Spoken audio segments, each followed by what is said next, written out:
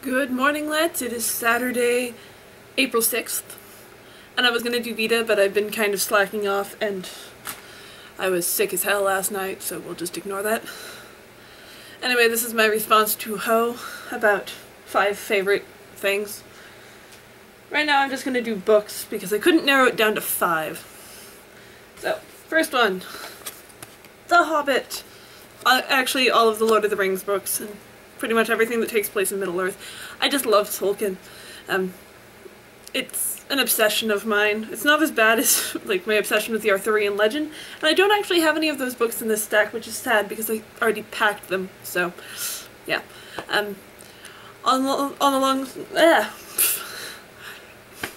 Words, they're hard.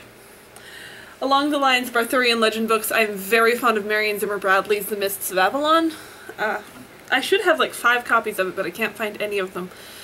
Which says I either left them at my mom's house when I moved out of theirs, like almost 7 years ago, or I've loaned them out to people and they never returned. Both are possible.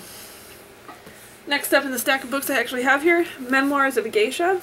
I started reading this book one night because I was just awake and desperate for something to read, and I finished it before the sun came up, and it's really well written, it's a great story, and just read it. The movie version of it's pretty good too. Next, because I can never decide on one book, the entire Abhorsen Chronicles by Garth. It's a trilogy plus a short story. It's very well written, it's a great read. It involves magic and technology and how the two don't mix and do mix. Okay, and then after that, I only have one of the books with me, but Maureen Johnson's 13 Little Blue Envelopes and The Last Little Blue Envelope. They're a great read, very fun. Little sad, but fun. After that, John Green's Looking for Alaska. This is my signed copy. It makes me very, very happy inside. See, there's my J scribble. I have the box set sitting right here just so I could pull that up. If you haven't read anything by John Green, I recommend his work highly. He is a brilliant young adult author. See, my box set. And then, last but definitely not least, this book, Speak. I found it when I was in high school, and I was going through a pretty weird and rough time. And it's all about a girl who is raped at a party, and then the aftermath of that, and how she's essentially thrown out of her social group for reporting this and for calling the cops, and nobody really bothers to ask if she's okay until the very, very end. And it's just really well done, and it spoke to me on a very deep level.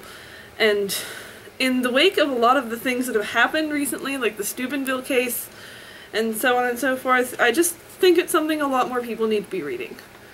Because you don't realize that you've been silenced or that you are silencing people until it happens. So, Speak. If any of you want to borrow it, let me know. For you guys, I will loan it to you. For other people, just go find a copy. Go to your library, go to a local independent bookstore. If that fails, do whatever. Just read it. It's a good book. So, yep.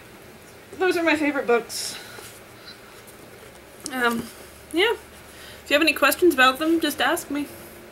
If you would like me to recommend things that are not primarily young adult literature, give me a while, because all of my non-young adult things are packed. I've packed most of my books at this point. So, it's weird trying to recommend books and like show books off when you can't find them because they're all packed in boxes. Lack of foresight on my part. Anyway, I'll do another video about favorite movies and such later, because, yeah.